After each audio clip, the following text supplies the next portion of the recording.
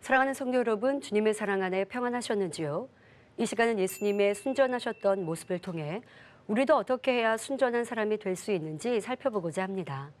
순전이란 사전적으로 순수하고 완전한 것을 의미합니다. 일반적으로는 덕행이 있는 사람을 순전하다 말하기도 하지요. 순전한 사람은 말이나 행동, 생각하는 모든 것에 덕이 있습니다. 그래서 자신이 아무리 해를 받을지라도 악으로 갚지 않고 선으로 생각하며 모든 면에 자숙하는 것을 볼 수 있습니다. 성경에도 순전하다고 표현된 사람이 있는데요. 바로 욥입니다. 욥은 하나님께 축복을 받아 많은 재산과 지혜와 덕을 갖춘 동방 사람 중에 가장 큰 자였습니다. 그런데 어느 날 재산과 자녀들을 모두 잃었습니다. 하지만 욥은 하나님을 원망하지 않았고 오히려 하나님께 경배하였습니다. 그러하니 하나님께서도 욥의 이런 행함을 보시고 순전하다 말씀하십니다. 욥기 2장 3절에 그와 같이 순전하고 정직하여 하나님을 경외하며 악에서 떠난 자가 세상에 없느니라. 내가 나를 격동하여 까닭없이 그를 치게 하였어도 그가 오히려 자기의 순전을 굳게 지켰느니라 하셨지요. 욥은 순간 입을 쉽게 열어 불평 원망치 않으며 담담하게 상황을 받아들였습니다. 그러나 자신의 발바닥에서부터 정수리까지 온 몸에 악창이 나는 재앙이 닥쳤을 때는 지금까지와는 다른 모습이 나옵니다. 자신을 위로하러 온 친구들과의 대화 속에서 탄식이 나오고 하나님을 원망하기 시작합니다. 아직 행위적인 순전을 이룬 욥이었기에 자신의 몸에 큰 연단이 오니 자신도 알지 못했던 마음의 악이 나오고 있지요. 하나님께서는 이런 욥의 깊은 마음을 이미 아셨기에 연단을 통해 겉모양의 순전한 욥에서 온전한 사람으로 만드시고자 하신 것이지요. 그리고 연단을 통해 온전히 순전한 사람이 되니 전보다 더 큰 축복을 주셨던 것입니다. 이렇게 하나님은 행위적으로 완전한 모습뿐만 아니라 마음 중심의 악까지 버린 순전을 원하십니다. 잠언 30장 5절 전반절에 하나님의 말씀은 다 순전하다 하십니다. 결코 사람의 교양이나 지식으로는 온전한 순전을 이룰 수 없습니다. 오직 하나님의 말씀으로 마음을 영의 열매로 가득 채울 때 비로소 완전히 순전하다 하십니다. 따라서 순전의 영적인 뜻은 깨끗한 마음 안에 영의 열매가 가득 담겨진 상태입니다. 영적으로 순전한 사람은 어떠한 사람도 품을 수 있는 온유한 마음에서 모두에게 덕이 되는 말과 행실이 나옵니다. 또한 자신을 온전히 내어주는 희생적인 사랑과 긍휼, 자비, 양선, 오래 참음과 절제 등 영의 열매가 마음 안에 풍성히 맺혀 있으니 그 모든 입술의 말과 행실에서 순전한 그리스도의 향기가 풍겨나게 되지요.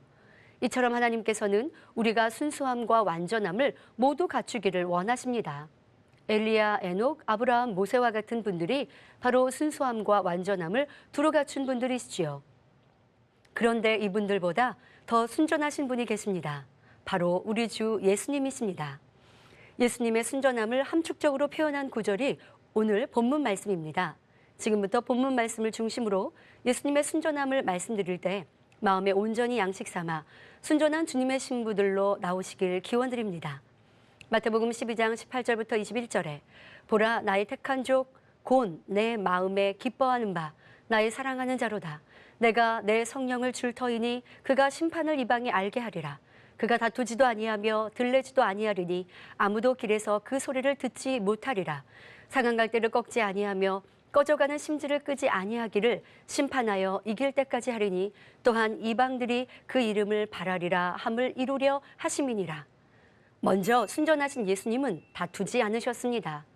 본문의 예수님은 다투지도 아니하셨다는 것은 생각에 맞지 않고 도무지 용납할 수 없는 일을 만날지라도 오직 선한 지혜와 진리의 말씀으로 모든 것들을 수용하셨던 것을 말합니다. 즉, 이 땅에서 사역하시는 동안 누구와도 걸리지 않으셨고 다툼이 없었으며 모든 일을 원망과 시비 없이 화평 속에 이루셨지요. 예수님께서는 천국 복음을 전하실 뿐만 아니라 온갖 병들고 연약한 사람들을 고쳐주시는 등 선한 일만 하셨습니다. 그럼에도 구약의 율법을 잘 안다고 하는 사람들이 앞장서서 예수님을 시기하여 모함하고 비난하며 배척하고 죽이려 했던 것을 볼 수 있습니다. 그러나 예수님은 결코 맞서시거나 다투고 변론하시는 일이 없었습니다.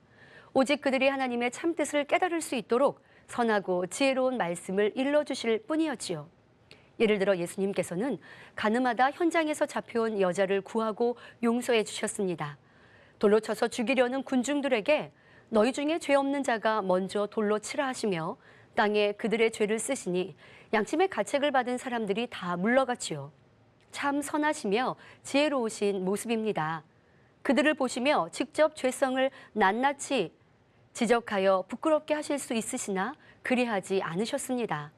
그저 덕과 지혜로운 방법으로 그들이 자신들의 죄를 깨닫도록 하시고 가늠하여 온 여인도 살리시며 회개할 수 있는 기회를 주셨지요. 하지만 깨우치지 못할 경우에는 조용히 피해가시면서 모든 것을 화평 가운데 이루어 가셨습니다. 성도 여러분, 주변 사람이 여러분에게 어떤 해를 가하거나 애매히 공경에 처하게 한 것도 아닌데 어떤 상대가 단지 내 마음이 맞지 않는다는 이유로 혹여 불편하게 여기지는 않습니까? 또한 상대와 부딪히면 좋지 않은 감정이 일어나며 변론하거나 다투지 않는지요. 이 사람만큼은, 이 일만큼은 참을 수 없다거나 내가 부딪혀서라도 상대의 옳지 않음을 깨우쳐 줘야겠다라고 생각하신 적은 없으신지요? 그렇게 해서라도 상대가 깨우치고 돌이키면 좋겠는데 그렇지 않았을 때의 결과는 어땠습니까? 화평이 깨지고 오히려 감정이 쌓이며 사이가 더 나빠지는 것을 볼 수 있지요. 그러니 예수님께서는 깨우치지 않고 변론밖에 안 되는 상황이라면 차라리 피하셨던 것입니다. 그런데 다툼은 어떤 상대와 서로 변론하며 혈기를 내고 언성을 높이는 것만이 아닙니다. 겉으로는 보이지 않으나 마음속에서라도 나의 틀에 맞지 않는 상대를 못마땅해 하고 나의 의를 주장하는 것 그 자체가 다툼인 것이지요. 이미 마음 안의 평화가 깨어져 버렸기 때문입니다. 만일 이러한 마음의 다툼이 있다면 그 원인은 바로 여러분 자신의 마음 가운데 아직 비진리가 남아있기 때문임을 인정해야 됩니다. 그러니 설령 해를 받았다 할지라도 상대를 탓하며 다투어서는 안 될 것입니다. 오히려 매사에 자신을 겸비하게 돌아보고 발견하며 작은 비진리도 용납하지 않고 버려나간다면 여러분도 예수님처럼 순전함을 이룰 수가 있습니다. 순전하신 예수님의 두 번째 모습은 들레지 않으셨습니다. 들램은 자기 자신을 드러내고 자랑하기를 원하는 마음에서 나오지요. 곧 내가 이런 사람이다 스스로 자부함으로 다른 사람들이 자신을 알아주기를 원하고 그만한 대접을 받기를 원하는 것입니다. 그런데 예수님은 하나님의 독생자이시며 무수한 기사와 표적을 나타내면서도 전혀 들레지 않으셨고 겸손히 행하셨습니다. 요한복음 17장 4절에 아버지께서 내게 하라고 주신 일을 내가 이루어 아버지를 이 세상에서 영화롭게 하였사오니 하신 것처럼 그저 마땅히 할 본분이라 여기시면서 오직 모든 영광을 하나님께만 돌리셨지요. 다만 때때로 예수님 자신이 구세주가 되기 위해 이 땅에 오신 하나님의 아들이심을 나타내신 이유는 이 사실을 사람들이 믿어야만 구원을 받을 수 있기 때문이었습니다. 그러나 마음이 악한 사람들은 자기 악으로 인해 깨닫지 못했고 오히려 예수님이 하나님을 욕되게 한다며 비방했습니다. 예수님께서는 이러한 비방과 핍박을 개의치 않고 사람들이 알아주든 알아주지 않던 상관없이 구세주가 되시기 위해 십자가의 고난의 길을 묵묵히 걸어가셨습니다. 예수님께서 십자가에 달리셨을 때도 사람들이 말하기를 저가 남은 구원하였으되 자기는 구원할 수 없도다. 저가 이스라엘의 왕이로되 지금 십자가에서 내려올지어다. 그러면 우리가 믿겠노라. 저가 하나님을 신뢰하니 하나님이 저를 기뻐하시면 이제 구원하실지라. 제 말이 나는 하나님의 아들이라 하였도다 했지요. 이런 상황에서도 예수님은 들레고자 하는 마음이 조금도 없으셨기에 충분히 내려올 수 있는 능력이 있음에도 잠잠히 하나님의 뜻에 죽기까지 복종하셨다는 사실입니다. 이렇게 순전함으로 하나님의 뜻에 순종하면서 자신이 들레지 않아도 하나님께서 높여주시고 인정해 주신 것입니다. 빌립보서 2장 9절부터 11절에 이러므로 하나님이 그를 지극히 높여 모든 이름 위에 뛰어난 이름을 주사 하늘에 있는 자들과 땅에 있는 자들과 땅 아래에 있는 자들로 모든 무릎을 예수의 이름에 꿇게 하시고 모든 입으로 예수 그리스도를 주라 시인하여 하나님 아버지께 영광을 돌리게 하셨느니라 했지요. 우리도 하나님의 일을 이룰 때 예수님처럼 자신을 드러내지 않고 오직 아버지 하나님의 뜻만 쫓아 순종하면 하나님께서는 반드시 우리를 영화롭게 해주십니다. 그런데 많은 사람들이 자기가 한 일에 대해서 누가 알아주기를 원하고 자신의 공로를 드러내려 하는 등 들레고 싶어하는 마음이 있습니다. 또는 자신이 기대했던 만큼 인정받지 못하고 자신의 직분이나 신분에 합당한 대접을 받지 못하면 그로 인해 힘들어하고 서운해하기도 하지요. 이런 모습은 순수한 어린아이가 아닌 세상 때가 묻은 어른의 마음입니다. 하지만 누가복음 14장 11절에 무릇 자기를 높이는 자는 낮아지고 자기를 낮추는 자는 높아지리라 했고, 고린도후서 10장 18절에 옳다 인정함을 받는 자는 자기를 칭찬하는 자가 아니요 오직 주께서 칭찬하시는 자니라고 말씀하셨습니다. 그러므로 여러분들은 자신을 드러내어 스스로 높아지려 하지 말고 사람에게 인정받으려 하지 마십시오. 오직 겸손함으로 자신을 낮추며 하나님께 인정받고 칭찬받는 자가 되기 위해 달려가시기 바랍니다. 다음으로 순전하신 예수님의 세 번째 모습은 아무도 길에서 그 소리를 듣지 못했다는 것입니다. 이는 예수님이 걸음걸이나 몸가짐, 언어 습관에서도 얼마나 흠이 없고 온전하셨는지를 나타냅니다. 달리 표현하면 참으로 교양 있으셨다는 것이지요.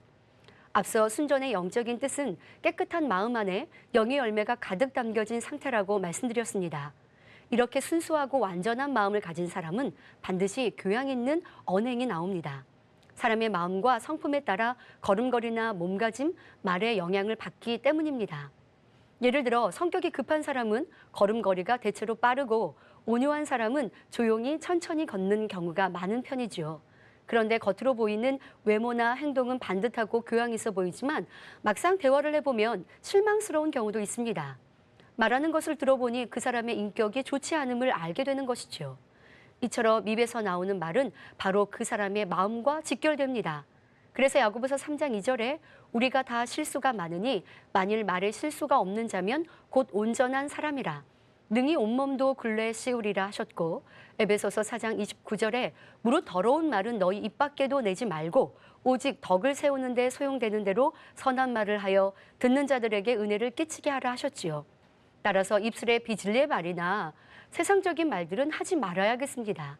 그런데 말의 내용뿐만 아니라 말하는 모습 또한 순전한 성도님들이 되시기 바랍니다.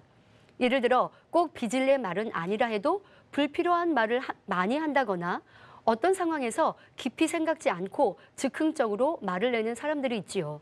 또한 입에 음식물을 머금고 말을 하거나 침을 튀기면서 말하는 것, 또는 공공장소에서 큰 소리로 말하는 것 등도 순전한 모습과는 거리가 멀지요. 그러니 순전하신 예수님이시라면 걸으실 때나 행하시거나 말씀하실 때 어떤 모습일까를 잠시라도 생각해 본다면 내주하시는 성령님으로부터 답을 얻게 될 것입니다. 그러므로 항상 예수님의 모습을 떠올리며 누구를 만나는지 주의 교양으로 대함으로 선한 향을 바라고 은혜를 끼치며 덕을 세우는 모든 성도님들이 되시기를 바랍니다.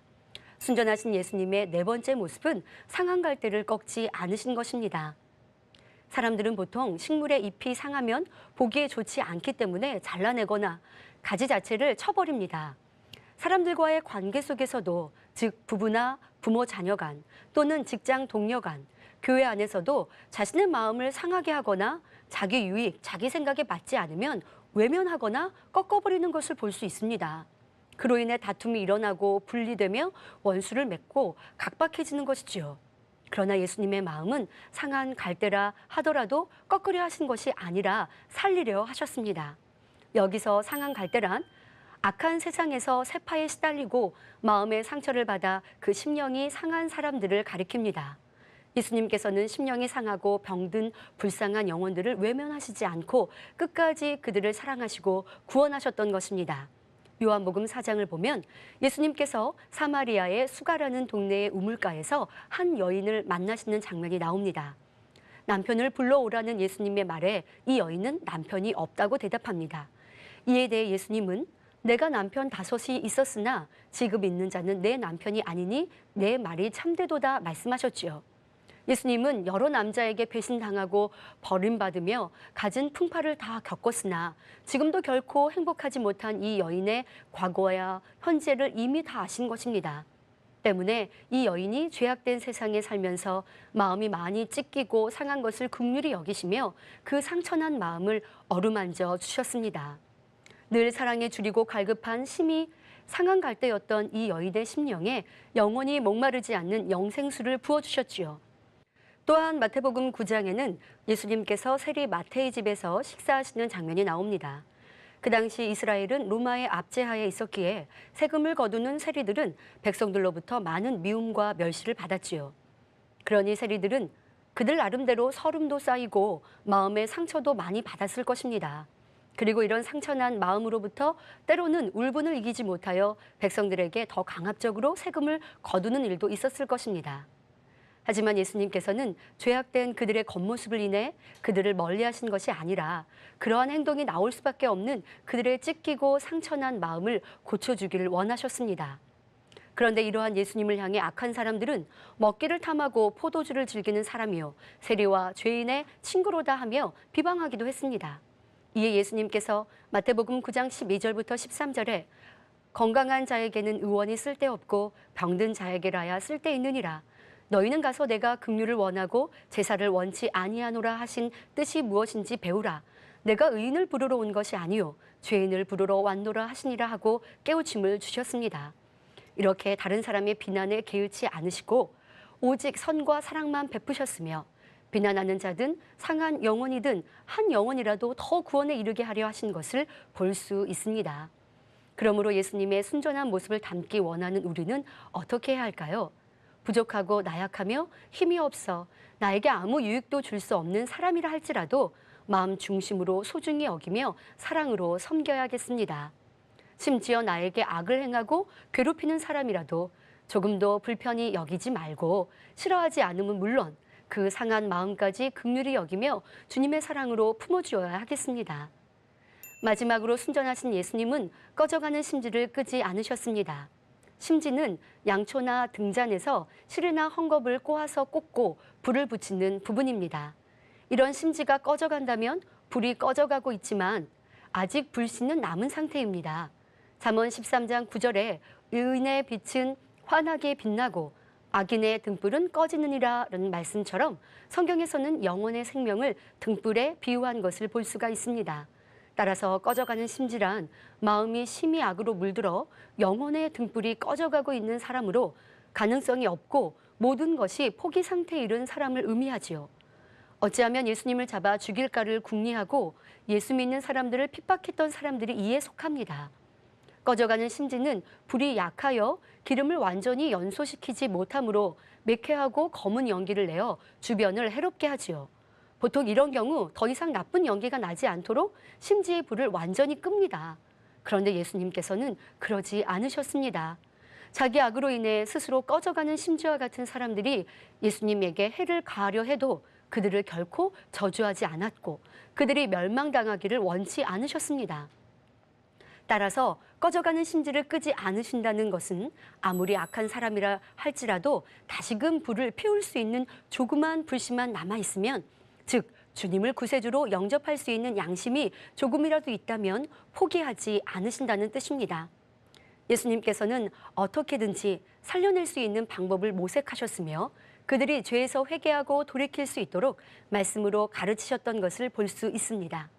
예수님께서는 가룟 유다가 자신을 배신하고 팔아넘기려는 마음을 가진 것을 아시면서도 끝까지 버리지 않고 다른 제자들과 동일하게 품어주셨던 것도 꺼져가는 심지를 끄지 않는 마음이셨기 때문이지요.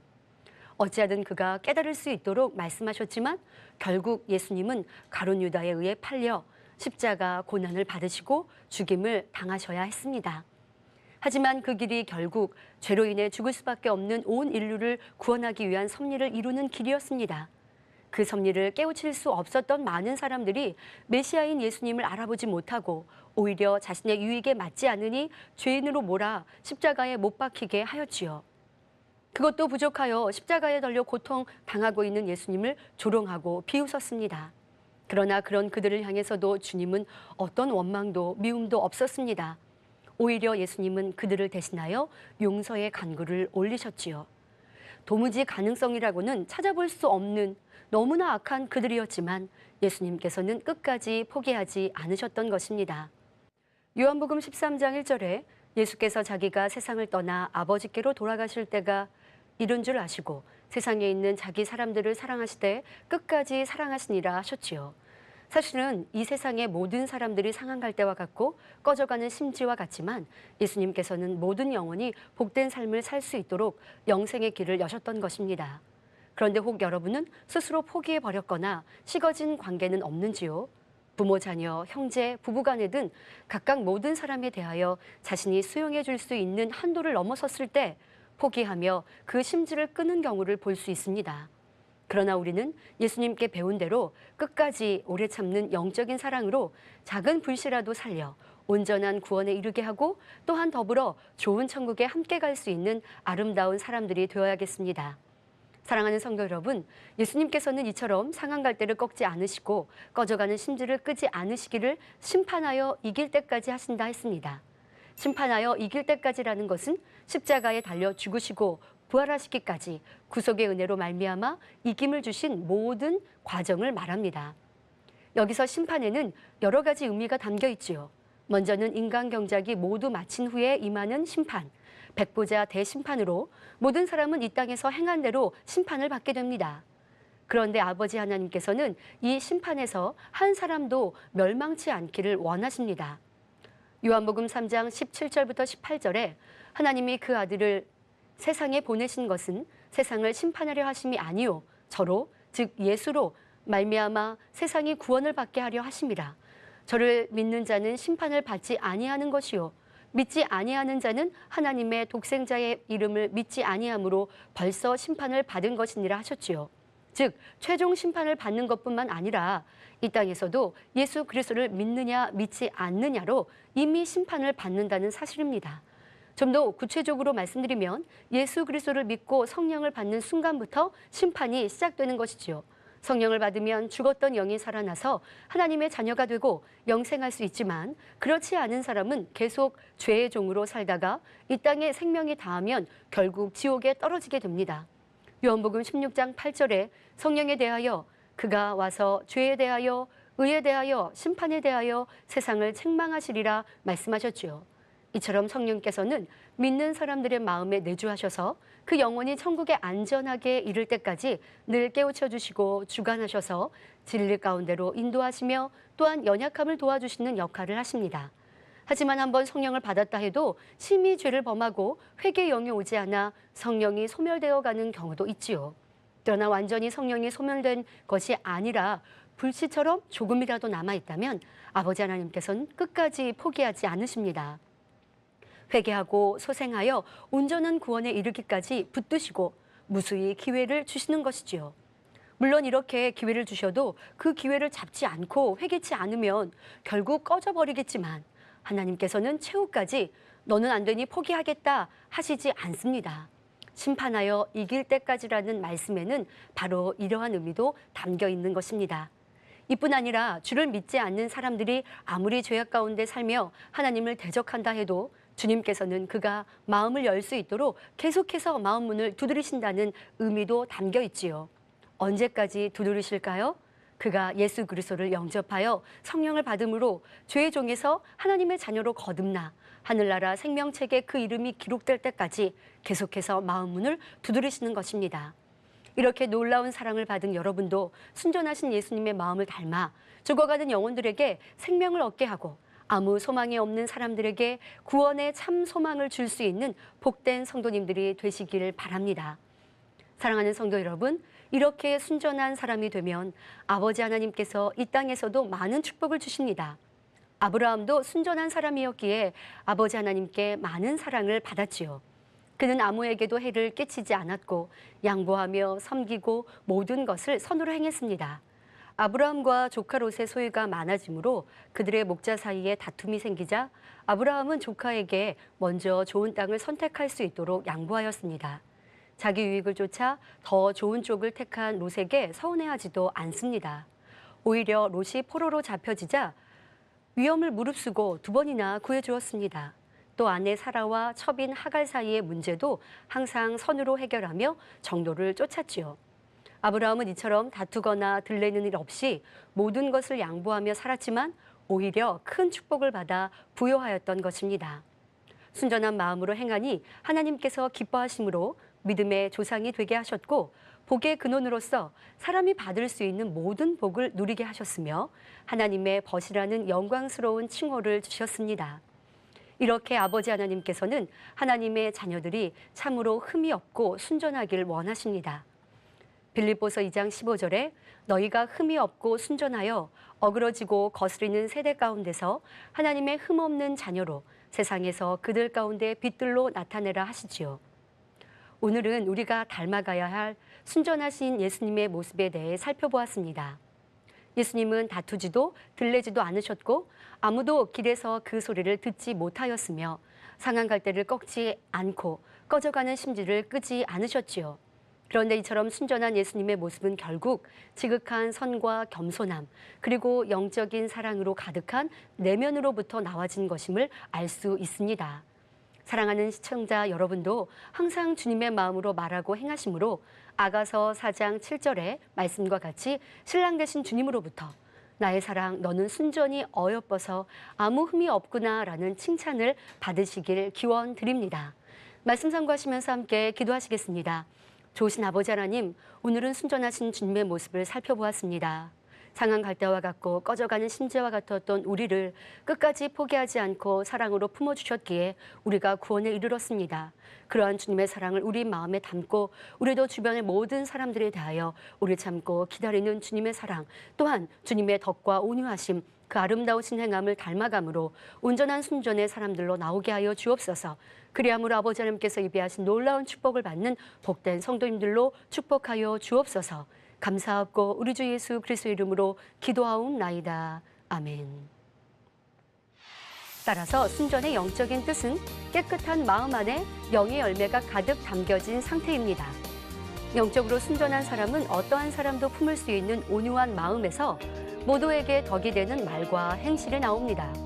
또한 자신을 온전히 내어주는 희생적인 사랑과 긍휼, 자비, 양선, 오래 참음과 절제 등 영의 열매가 마음 안에 풍성히 맺혀 있으니 그 모든 입술의 말과 행실에서 순전한 그리스도의 향기가 풍겨나게 되지요.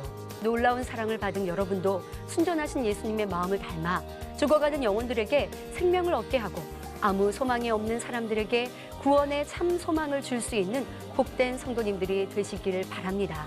사랑하는 시청자 여러분도 항상 주님의 마음으로 말하고 행하심으로 아가서 4장 7절의 말씀과 같이 신랑 되신 주님으로부터 나의 사랑 너는 순전히 어여뻐서 아무 흠이 없구나 라는 칭찬을 받으시길 기원드립니다.